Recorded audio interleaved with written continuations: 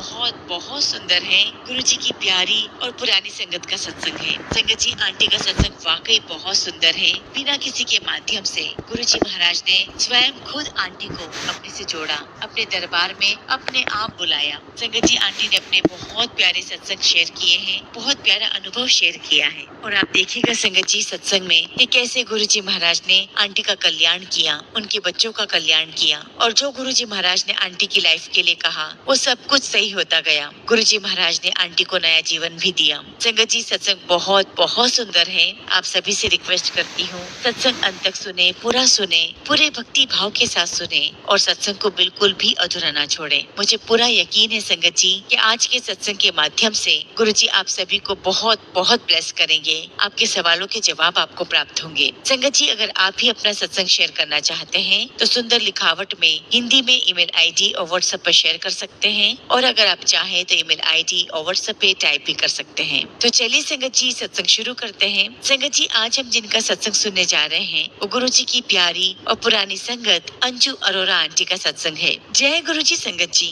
गुरुजी के श्री चरणों में मेरा कोटि कोटि नमन, और प्यारी साथ संगत जी आप सभी को मेरा नमस्कार। जय गुरुजी। संगत जी, सबसे पहले गुरुजी महाराज का बहुत बहुत शुक्राना, अनंतम शुक्राना मेरे मालिक, क्या आपने मुझे अपनी वडियाई के लिए चुना, अपने सत्संग के लिए चुना। संगत जी, गुरुजी महाराज के बहुत सारे सत्संग मेरी लाइफ में हुए हैं। गुरुजी की कृपा, उनका आशीर्वाद मुझे मेरे परिवार को मिला है, और सच कहूँ तो संगत जी, गुरुजी ने हमारा पूरा जीवन बदल दिया है। आज संगत जी, मैं आप सभी के साथ अपनी जर्नी शेयर करने जा रही हूँ, लेकिन उससे पहले मैं गुरुजी का मंत्र जाप करूंगी। ओम नमः शिवाय, शिव जी सदा सहाय। ओम नमः शिवाय, गुरुजी सदा सहाय। संगत जी, अब मैं आपके साथ अपनी जर्नी शेयर करती हूँ। संगत जी, मैं आपको बताना चाहती हूँ कि मेरा जन्म जलंधर में हुआ है। मेरा लालन पालन मेरे माता पिता ने जलंधर में ही किया। जी हाँ संगत जी, ये वही जगह थी जब मैं अपने परम पिता परमेश्वर से मिली। लेकिन संगत जी, 1984 तक मुझे गुरुजी के बारे में कुछ भी नहीं पता था। और फिर संगत जी, 1984 में मेरी शादी हो गई। शादी मेरी पंजाब में ही हुई थी। लेकिन आपको तो पता ही है संगत जी, उन दिनों आतंकवाद का बड़ा खतरा मंडरा रहा था। आतंकवाद अपनी चरम सीमा पर था। इसलिए संगत जी, मेरे हस्बैंड में और मेरे दोनों बच्चे, हमारी पूरी फैमिली संगत जी जलंधर में आकर शिफ्ट हो गई। संगत जी, साल 1990 की बात है जब हम लोग जलंधर शिफ्ट हो गए, और तब तक भी संगत जी मैं गुरुजी के बारे में कुछ भी नहीं जानती थी। संगत जी, तब गुरुजी महाराज जलंधर में ही थे, और उन दिनों संगत जी मैं अपने बच्चों को स्कूल छोड़ने जब जाया करती थी तो मैं उसी रास्ते से जाती थी जिस रास्ते पर गुरुजी का मंदिर था। हालांकि संगत जी, गुरुजी का मंदिर बाहर से मंदिर तो दिखता नहीं था, वो एक नॉर्मल घर था, तो मुझे नहीं पता था कि यहाँ पर गुरुजी महाराज हैं। लेकिन संगत जी, मैं जितनी बार भी वहाँ से जाती, बच्चों को छोड़ने जाती, बच्चों को लेने आती, हर बार संगत जी गुरुजी जहाँ बैठते थे उतने एरिया में संगत जी मुझे बहुत तेज गुलाबों की खुशबू आती थी। मुझे समझ में नहीं आता था कि खुशबू क्यों आती है। और संगत जी, ये सिलसिला कई समय तक चलता रहा, लेकिन एक बात तो थी, मुझे गुरुजी की खुशबू, वहाँ का वो एरिया मुझे खींचता था। मुझे एक अट्रैक्शन पुल महसूस होता था। क्योंकि संगत जी, उस समय मेरी एज काफी कम थी, और संगत जी मेरा आध्यात्म की ओर इतना ज्यादा इंक्लिनेशन नहीं था, तो मैं नहीं समझ पाई कि ये खिंचाव किस लिए है। लेकिन संगत जी, मैं सिख परिवार से बिलोंग करती हूँ, तो मैंने बचपन से ही अपने घर में एक धार्मिक माहौल तो देखा था। संगत जी, हमारे घर पे शबद गुरबानी बजती रहती थी, और संगत जी हमारे घर में पाठ भी होता था। तो संगत जी, कहने का मतलब ये है कि मैं शबद गुरबानी से पहले से ही बहुत अटैच थी। मुझे शबद गुरबानी बहुत अच्छे से समझ में आती थी। संगत जी, एक दिन की बात है, मैं अपनी कार से बच्चों को स्कूल छोड़कर आ रही थी, और संगत जी ये बात होगी 1991 की, और तब तक संगत जी कैसेट्स का जमाना था। आप बिलीव नहीं करोगे संगत जी, जलंधर में जहाँ गुरुजी महाराज रहा करते थे, जहाँ से मुझे खुशबू आया करती थी, ठीक उसी स्पॉट पर अपने आप संगत जी मेरी गाड़ी में गुरबानी बजने लगी, और मैं बहुत डर गई संगत जी, क्योंकि संगत जी मैं अक्सर अपनी कार में सॉन्ग सुना करती थी, फिल्मी सॉन्ग्स। मुझे समझ में नहीं आया कि गुरबानी कहाँ से आई। उस मोमेंट पर संगत जी मुझे ऐसा लगा कि नहीं, कुछ तो बात है। हर बार मुझे यहीं से खुशबू भी आती है, और अचानक यहाँ पर गुरबानी भी प्ले हो गई। संगत जी, बस मैंने निश्चय कर लिया था कि आज तो मैं अंदर जाकर रहूंगी। मैंने गाड़ी पार्क की और मैं अंदर गई। अंदर गई संगत जी, तो देखा कि वहाँ पर बहुत सारे जूते चप्पल रखे हुए हैं, जोड़े रखे हुए हैं। और जब संगत जी मैंने अंदर जाकर देखा तो क्या देखती हूँ कि दरबार में बहुत सारी संगत बैठी हुई है, और सामने गद्दी पर गुरुजी महाराज विराजमान है। लेकिन उस समय संगत जी गुरुजी ने टी शर्ट और पैंट पहना हुआ था, तो मुझे ये तो नहीं लगा कि वो कोई गुरु है, लेकिन मैं इतना जरूर समझ गई थी कि कोई महान आदमी है, कोई संत आदमी है, और उनके ये भक्त हैं। संगत जी, मैं भी दरबार में जाकर उन सभी संगत के साथ बैठ गई, और संगत जी दरबार में से ठीक वही गुलाब के फूलों की खुशबू आ रही थी जो अक्सर मुझे बाहर बाहर आती थी। संगत जी, उस दरबार का माहौल इतना प्यारा था, इतनी शांति, इतना सुकून था। संगत जी, मुझे ऐसा लगा कि जैसे मैं किसी और ही दुनिया में आ गई हूँ। और संगत जी, मैंने वहाँ पर गुरुजी के सेवादार अंकल सुदामा अंकल थे और उनके हाथ में ट्रे थी और उसमें बहुत सारे पानी के ग्लास थे। और तभी मैंने देखा संगत जी की गुरुजी महाराज इशारे से कुछ ही संगत को अपने पास बुला रहे थे। और संगत जी, गुरुजी महाराज अपनी रुद्राक्ष की माला से उस पानी को अमृत बना रहे थे, उसमें डिप करके फिर वो कुछ मंत्र जाप करते और वो पानी पीने के लिए संगत को देते। ऐसे करते करते उन्होंने काफी संगत को बुलाया। हालांकि संगत जी,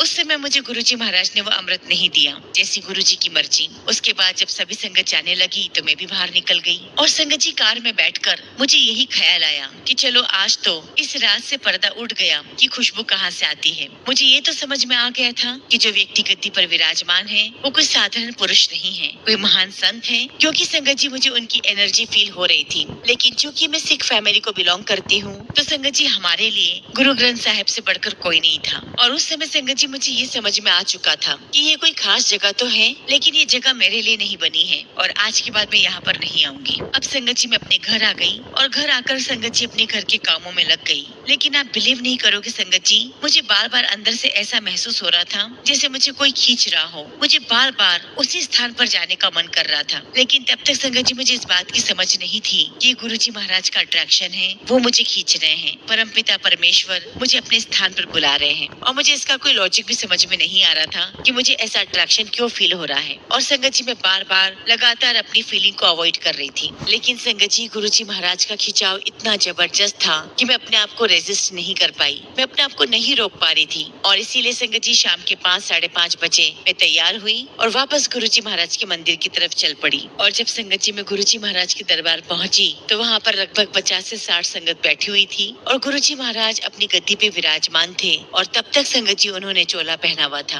अब की बार गुरुजी महाराज का रूप और अलग था। ऐसा अट्रैक्शन, ऐसा नूर मैंने पहले कभी नहीं देखा। संगत जी, गुरुजी के चेहरे से मेरी नजर नहीं हट रही थी और वहीं दूसरी ओर मुझे समझ नहीं आ रहा था कि मैं यहाँ पर क्यों हूँ, क्योंकि मुझे लग रहा था कि ये जगह मेरे लिए नहीं है, मेरा यहाँ पर क्या काम है। और थोड़ी देर के बाद संगत जी, मुझे ऐसा लगा कि जैसे गुरुजी महाराज मेरी तरफ देखकर स्माइल कर रहे हो और जैसे मुझे कहना चाह रहे हो कि आखिर आ ही गई ना तू मेरे पास। और तभी थोड़ी देर में संगत जी, गरम गरम कड़ा प्रसाद आया और गुरुजी ने अपने हाथों से सबको देना शुरू कर दिया। और संगत जी, मुझे भी गुरुजी महाराज के हाथ से कड़ा प्रसाद मिला और थोड़ी देर बाद हम लोग जाकर बैठ गए। और फिर संगत जी, वही सब हुआ। गुरुजी ने कुछ चुनिंदा संगत को उठाया, अपने पास बुलाया, अमृत जल दिया। लेकिन फिर भी संगत जी, उस दिन मुझे फिर नहीं मिला। और उसके बाद संगत जी, मैं घर चली गई। और आप बिलीव नहीं करोगे संगत जी, जहाँ मैं ये सोच रही थी कि ये स्थान मेरे लिए नहीं है और मैं यहाँ पर दोबारा नहीं आऊंगी, संगत जी, अब मैं वहाँ पर रोज जाने लगी। कभी कभी तो सुबह शाम जाने लगी। मुझे वहाँ पर अच्छा लगने लगा, शांति मिलने लगी। अब जब संगत जी, मैंने गुरुजी के दरबार में संगत को अमृत प्रसाद लेते हुए देखा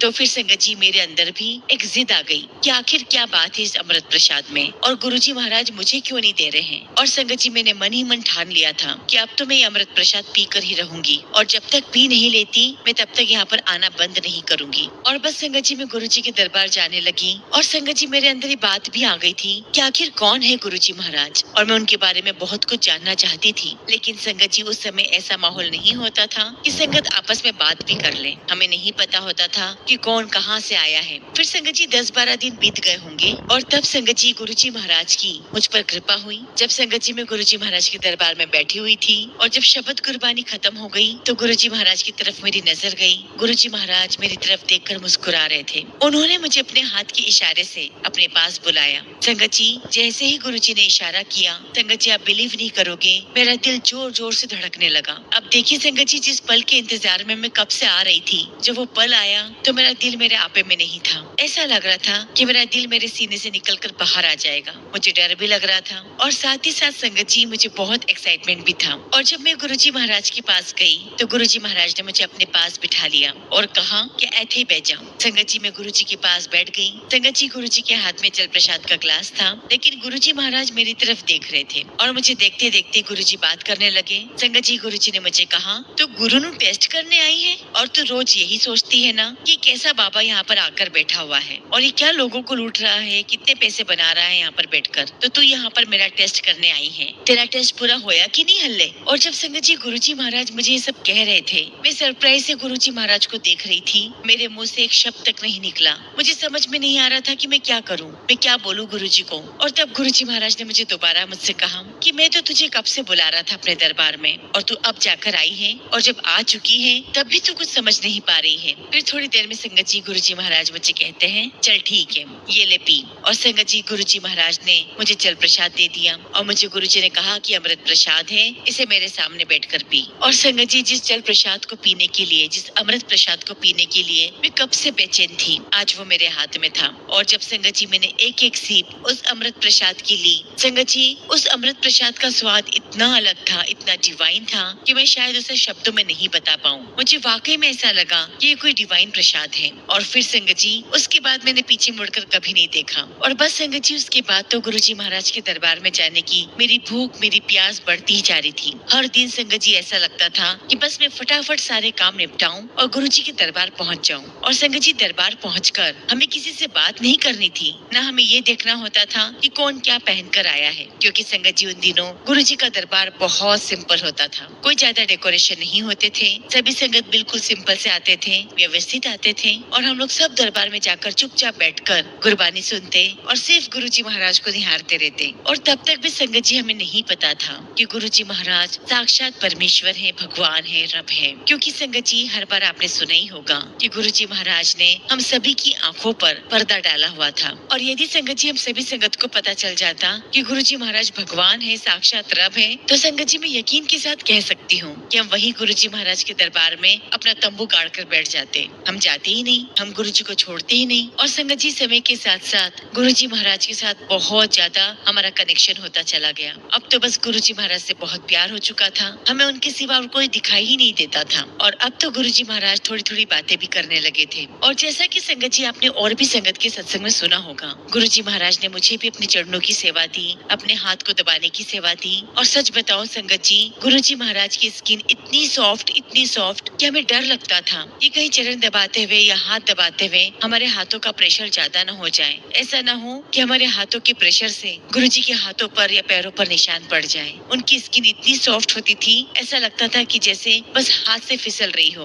और जब संगत जी हम गुरुजी के चरण दबाते, हाथ दबाते, तो हमारे हाथ, हमारे कपड़े खुशबू से भर जाते थे। संगत जी मुझे तब भी इतनी अकल नहीं थी, मैं ये नहीं समझ पाई कि ये खुशबू गुरुजी महाराज के शरीर में से आती है। अब संगत जी मैंने गुरुजी की स्किन पर, यानी कि पैरों की स्किन पर, हाथों की स्किन पर मैंने कुछ रैशेस नोट करे। मैंने देखा संगत जी की गुरुजी की स्किन पर कहीं कहीं पर कट लगे हुए हैं, और संगत जी उन कट में से खून भी आ रहा है। एक दिन की बात है संगत जी, मैं और कुछ संगत हम गुरुजी के रूम में बैठे हुए थे। गुरुजी बहुत अच्छे मूड में थे, तो मैंने गुरुजी से कहा कि गुरुजी एक बात कहूँ। तो गुरुजी ने कहा कि हाँ कहो। तो मैंने कहा कि गुरुजी मेरे पापा जो हैं, उनके बहुत अच्छे फ्रेंड हैं, और वो स्किन स्पेशलिस्ट हैं, और उनका इलाज बहुत अच्छा है। अगर आप मुझे परमिशन दें तो मैं उनसे अपॉइंटमेंट फिक्स कर लेती हूँ। आपको कहीं भी जाना नहीं पड़ेगा, मैं उन्हें यहीं पर लेकर आ जाऊंगी। आपके हाथ पर इतने कट हैं, ब्लड आ रहा है, वो आपको एक अच्छी दवाई या ऑइंटमेंट लिख कर देंगे। संगत जी गुरुजी महाराज मेरी बात सुनकर बहुत हंसे। तो संगत जी मैंने गुरुजी से कहा कि गुरुजी आप हंसकर इस बात को टालो मत। और तब भी संगत जी गुरुजी महाराज हंसते रहे और मुझे कहने लगे, कह रहे कमली तू देखती है ना यहाँ पर किस तरह के लोग आते हैं और लोगों की कितनी तकलीफें होती हैं। तो मैंने कहा कि हाँ जी गुरुजी, मैंने कई बार देखा है,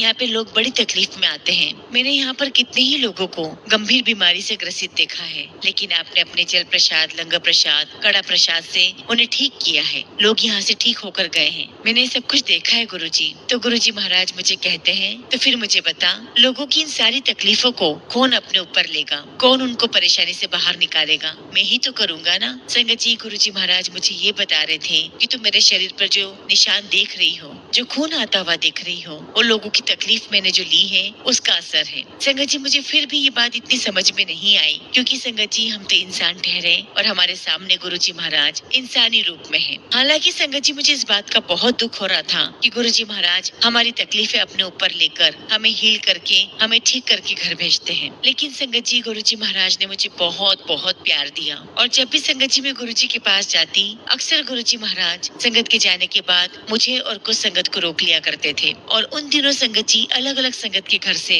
लंगर प्रसाद बनकर आता था। गुरुजी महाराज ने मुझे बहुत प्रसाद खिलाया। संगत जी मैं वाकई बहुत खुश नसीब हूँ कि गुरुजी महाराज का मुझे इतना प्यार मिला है। एक बार की बात है संगत जी, मैं सुबह गुरुजी के पास नहीं जा पाई और फिर संगत जी मैं जब शाम को गई तो गुरुजी महाराज ने मुझे कहा कि तू सुबह क्यों नहीं आई? सुबह लंगर में मक्की की रोटी और सरसों का साग था, मैंने तेरे लिए रखा हुआ था, मैं तुझे वो खिलाना चाह रहा था, तू तो आई नहीं। चल अंदर जा और सुदामा अंकल को बोल कि मक्की की रोटी और सरसों का साग तुझे दे दे, मैंने तेरे लिए रखा हुआ है। अब आप बताइए संगत जी कितना प्यार गुरुजी महाराज करते थे। संगत जी ऐसे गुरु पर तो मैं बलिहारी जाऊं। शुक्राना गुरुजी महाराज, आपका लख लख शुक्राना कि आपने मुझे अपना इतना प्यार दिया। और जब संगत जी मैं गुरुजी महाराज से जुड़ी तो उन दिनों मेरी लाइफ में कोई तकलीफ नहीं थी। मेरे पेरेंट्स ने भी मुझे बहुत अच्छी लाइफ थी और शादी के बाद भी संगत जी मेरी लाइफ बहुत अच्छी थी। हालांकि छोटी मोटी परेशानियां तो सबकी लाइफ में रहती है, लेकिन संगत जी कोई खास बड़ी परेशानी नहीं थी। लेकिन जब मैं गुरुजी महाराज के पास आती संगत जी तो मुझे ठीक वैसी ही फीलिंग होती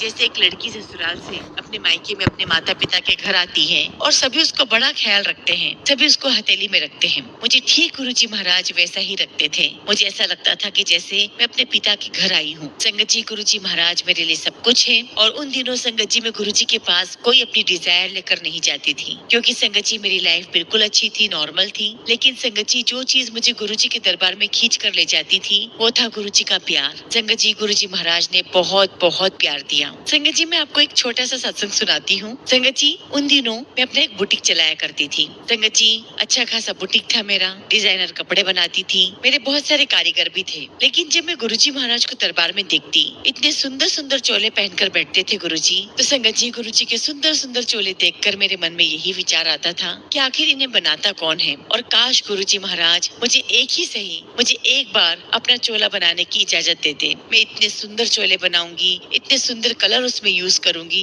और संगत जी अपने ही ख्यालों में सोच रही थी कि ये कलर कितना सुंदर लगेगा, वो कलर कितना सुंदर लगेगा गुरुजी पर। तो एक बार की बात है संगत जी मैं गुरुजी के दरबार में बैठी हुई थी, शबद गुरबानी चल रही थी और हम सभी अपनी आंखें बंद करके गुरुजी के ध्यान में बैठे हुए थे। और जैसे ही शबद गुरबानी खत्म हुई और मेरी नजर गुरुजी से मिली तो गुरुजी मुझे ही देख रहे थे। गुरुजी ने मुझे देखकर मुस्कुराया और मेरी तरफ हाथ के इशारे से बुलाया। और जब मैं गुरुजी महाराज के पास गई तो गुरुजी ने मुझे कहा, संगत जी गुरुजी ने बड़ी धीरे से मुझे कहा कि तेरी दुकान है ना कपड़ों की? मैंने कहा हाँ जी गुरुजी। तू चोले बनाएगी? बल्कि हाँ जी गुरुजी जरूर बनाऊंगी। तो गुरुजी मुझे कहने लगे कि तू मेरे चोले बना, मैं पहनूंगा, लेकिन मेरे चोले अच्छी क्वालिटी के बनाना और चोलों का कलर बड़ा सुंदर सुंदर होना चाहिए, तभी मैं पहनूंगा। मैंने कहा हाँ जी गुरुजी जरूर बनाऊंगी। अब संगत जी मैं गुरुजी महाराज को हाँ तो कर रही थी, लेकिन मुझे इतना आश्चर्य था मैं बता नहीं सकती, क्योंकि संगत जी अभी 1-2 मिनट पहले ही मेरे अपने मन में ये विचार चल रहा था और गुरुजी महाराज ने उस विचार को सुन भी लिया, मेरी मंशा भी जान ली और मुझे बता भी दिया, मुझे ऑर्डर भी दे दिया कि आपको बनाना है। संगत जी ऐसा कौन कर सकता है?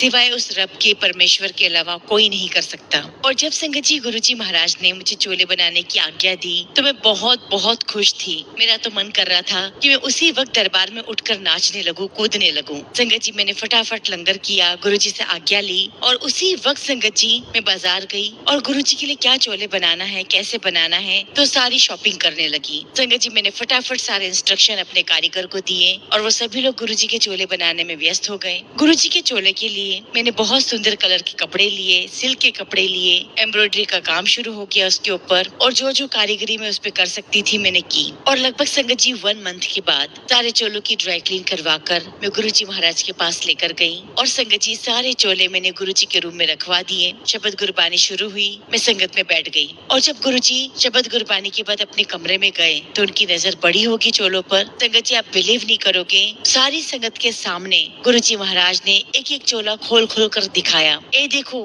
मेरी कुड़ी की लाई है मेरे वास्ते, इसमें कितने सुंदर कलर हैं, कितनी अच्छी कारीगरी है, कितनी अच्छी एम्ब्रॉयडरी डाली है, देखो मेरी बेटी ने कितने सुंदर चोले बना कर दिए हैं। और संगत जी आज भी मुझे गुरुजी महाराज का वो शब्द याद है। गुरुजी ने सभी संगत के बीच में मुझे कहा कि देखो आज मेरा खोटा सिक्का भी काम आ गया। और संगत जी गुरुजी की खुशी देखकर, उनके शब्दों को सुनकर मुझे बहुत खुशी भी हो रही थी और खुशी के मारे संगत जी मेरी आंखों से आंसू नहीं रुक रहे थे। संगत जी गुरुजी महाराज का मैं जितना भी शुक्राना करूं उतना ही कम है। संगत जी तो मेरा बहुत बड़ा सौभाग्य था कि गुरुजी महाराज के चोले बनाने का सौभाग्य मुझे प्राप्त हुआ और गुरुजी ने उसे बड़े प्रेम के साथ पहना भी। और इसके लिए मैं गुरुजी महाराज का जितना भी शुक्राना करूं उतना ही कम है। शुक्राना मेरे मालिक, आपका लख लख शुक्राना, आपका लख लख शुक्राना करना। क्या आपने मुझे इस लायक समझा कि मैं आपके चोले बना सकूं, आपकी सेवा कर सकूं? और सच कहूं तो संगत जी, गुरुजी महाराज ने मुझे ये सेवा देकर मेरी किस्मत बदल दी, मेरा भाग्य बदल दिया, मेरा जीवन बदल दिया। मैं अच्छी तरीके से जानती हूँ संगत जी कि मेरे हाथों की लकीरों में क्या लिखा हुआ था,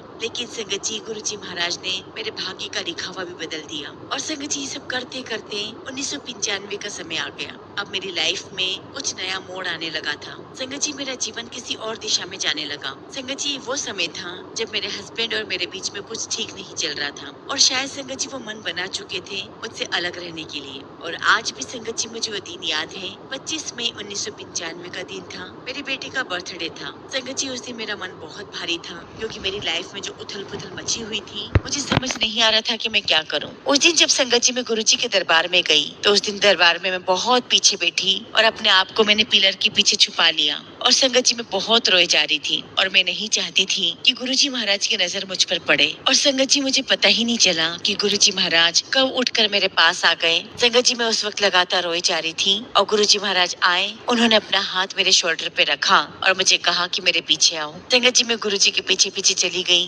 उनके पास जाकर बैठ गई। संगत जी, तब भी मेरी आंखों से लगातार आंसू निकल रहे थे, लेकिन गुरुजी महाराज ने कोई कारण नहीं पूछा। तब संगत जी, गुरुजी महाराज ने मुझे कहा कि तू उस इंसान के लिए क्यों रोती है जिसे तेरी कोई परवाह ही नहीं है। उसका और तेरा साथ यहीं तक था। संगत जी, गुरुजी बोलते जा रहे थे, मुझे आश्चर्य भी हो रहा था और मुझे और रोना आ रहा था कि ऐसा कैसे हो सकता है मेरी लाइफ में। और संगत जी, मैं यही सोच में पड़ गई कि अगर मेरा इतना ही साथ है, मेरे 2 बच्चे हैं, उनका क्या होगा। और तभी संगत जी, गुरुजी महाराज ने मुझे कहा कि तू अमेरिका जाने की तैयारी कर, और तू बच्चों की बिल्कुल चिंता मत करना, मैं बाद में बच्चों को तेरे पास ही भेज दूंगा, तू तो बस अमेरिका जाने की तैयारी कर। और संगत जी, गुरुजी ने यहाँ तक कह दिया कि जा, मैं तेरा वहाँ पर घर बनवा दूंगा। और जब संगत जी घर जाकर मैंने अपने माता पिता से बात की, तो उनको लगा कि नहीं नहीं, तुम अमेरिका जाकर क्यों सेटल होगी। हालांकि संगत जी, मेरी बहन ऑलरेडी यूएस में रहती थी, और संगत जी, मेरे पेरेंट्स को भी पता था कि मैं किस चीज से गुजर रही हूँ। उनको लगा कि शायद मुझे एक ब्रेक की जरूरत है, तो उन्होंने मुझे कहा कि तुम बच्चों की चिंता मत करो,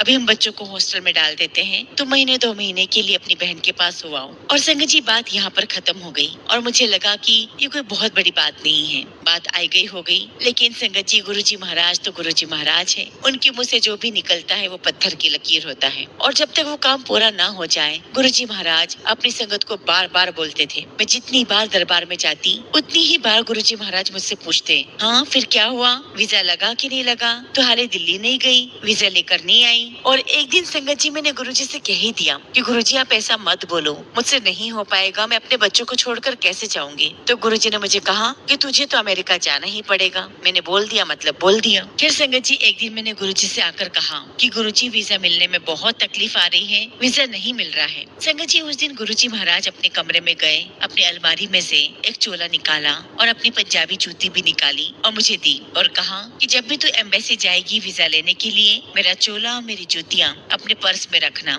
और जब भी तू वहाँ पर बात करेगी, इन चोलों पर, इन जूतियों पर हाथ रख लेना, और देखना कि 1 सेकंड के अंदर तुझे वीजा मिल जाएगा। और शायद संगत जी, आप में से कोई बिलीव ना करे, जैसा गुरुजी महाराज ने कहा मैंने वैसा ही किया। और संगत जी, गुरुजी महाराज का आशीर्वाद देखिए, मेरा कोई पेपर वर्क नहीं हुआ, मुझसे कोई इंटरव्यू नहीं लिया गया, फटाफट संगत जी मेरा वीजा स्टैंप हुआ और मुझे दे दिया गया। अब संगत जी, मेरी सारी टिकट्स वगैरह बुक हो गई, और संगत जी 24 जुलाई की मेरी फ्लाइट थी। तो तभी गुरुजी महाराज ने मुझे कहा कि 21, 22 और 23 जुलाई को मैं दिल्ली में रहूंगा, तो तू ऐसा करना कि जाने से पहले मुझे 23 जुलाई को जी के मंदिर मिलने आना। मैंने कहा ठीक है गुरुजी। और जब संगत जी 23 जुलाई आई, तो मैं गुरुजी महाराज के जी के मंदिर गई, और वहाँ देखकर तो संगत जी मैं दंग रह गई। इतनी संगत वहाँ पर आई हुई थी, क्योंकि संगत जी जलंधर में मैंने हमेशा मुश्किल से बहुत कम संगत देखी थी। गुरुजी महाराज की नजर मुझ पर पड़ी, और उन्होंने मुझे हाथ के इशारे से अपने पास बुलाया। मैं उनके पास जाकर बैठ गई, और उस समय संगत जी दरबार में सदा ठाकुर आंटी गाना गा रही थी, और वो गाना था संगत जी,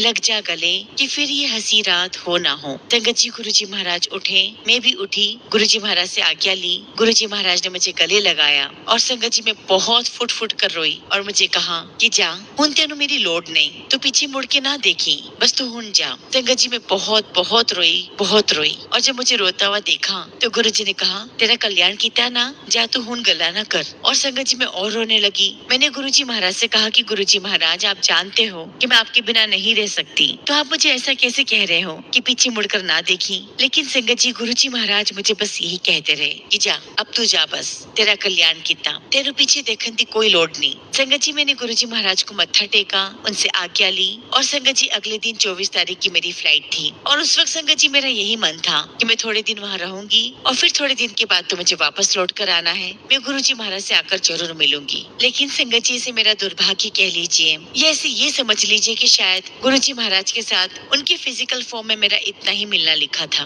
संगत जी 23 जुलाई 1995 का वो दिन, वो मेरी आखिरी मुलाकात थी गुरुजी महाराज के साथ। और फिर संगत जी अमेरिका जाकर जो भी मेरा काम था वो मैंने बहुत कुछ सेटल करने की कोशिश की, पर कोई बात नहीं बनी। और संगत जी 1996 में मैं वापस आ गई और संगत जी आते ही मैं गुरुजी महाराज के दर्शन करने पहुंच गई। संगत जी वहाँ पर सुदामा अंकल थे। अंकल ने मुझे कहा कि आंटी, मैं इतना आपको बता सकता हूँ कि गुरुजी महाराज अभी मेडिटेशन में है, ध्यान में है, लेकिन वो कहाँ पर है वो मैं नहीं जानता। उसके बाद संगत जी गुरुजी महाराज की मुझे कोई खबर नहीं मिली और 1996 से लेकर 1999 तक संगत जी मैं इंडिया में रही। और संगत जी गुरुजी महाराज परमपिता परमेश्वर ने जो बात कह दी थी मेरे लिए, वो तो पत्थर की लकीर थी और उसे होने से कोई नहीं टाल सकता था। 1999 का वो समय संगत जी जब मेरी लाइफ में सब कुछ ऑटोमेटिकली सेट होने लगा। संगत जी मुझे अमेरिका से एक अपॉर्चुनिटी मिली और उसे सेटल करने के लिए मैं अमेरिका गई और धीरे धीरे संगत जी हर एक चीज सही समय पर सही जगह पर होने लगी। और जैसा गुरुजी ने आशीर्वाद दिया था,